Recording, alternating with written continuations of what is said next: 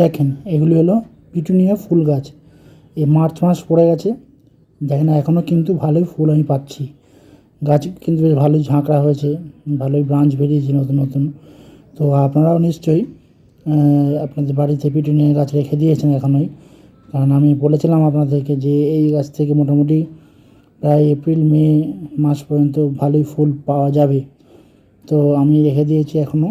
দেখেন এই গাছে পরিচর্যা বলতে এখন বিশেষ কিছু পরিচর্যা করতে হয় না। এখন সামান্য একটু রোদে রাখতে হবে এবং খাবার হিসেবে খোল ভেজানো জলটা দিয়ে দিতে হবে।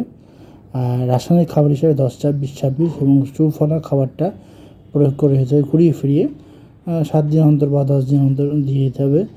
আর মাঝে মধ্যে একটু কীটনাশক কিন্তু এই গাছে এখন প্রয়োগ করে যেতে হবে, কারণ যেহেতু অসময়ে ফুল দিচ্ছে এই গাছ, সেহেতু আপনারা করবেন কি, কাকা নামক কীটনাশকটা প্রয়োগ করবেন এবং তার ঠিক 15 দিন পরে আবার কনফিডার নামক কীটনাশকটা প্রয়োগ করবেন।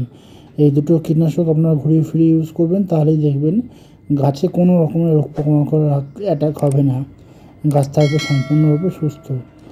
আর দেখেন ফুলের রঙ কিন্তু যেরকম এসেছিলো প্রথম দিকে ঠিক সেরকম এসেছে, বুঝেছেন? কোনো কালার কিন্তু চেঞ্জ হয়নি। আপনারা দেখেন, নিজেরাই দেখেন আপনারা। তো আপনাদের বাড়িতে এই পিটুনিয়া গাছ যদি থাকে আপনারা ঠিক সেইভাবেই পরিচর্যা করবেন। আমি আপনাদেরকে বললাম ওপেন সানলাইট অবশ্যই রাখবেন, জলসেচ ব্যবস্থা ভালোভাবে করবেন, মাটিতে একটা ময়েস্ট ভাব বজায় রাখবেন, কারণ এখন যেহেতু অসময় চলে এসছে সেহেতু মাটিতে ময়েস্ট ভাবটা অবশ্যই বজায় রাখবেন, ওপেন সানলাইটে রাখবেন। আর যেহেতু সূর্যের তাপমাত্রাটা বাড়ছে দিন দিন, সেহেতু একটু শেড এরিয়াতে রাখবেন যাতে গাছটা সূর্যালোকটা ভালো পায় আর কি। তো এইভাবে পরিচর্যা করতে থাকবেন আপনারা, দেখবেন ভালো ফুল পাবেন।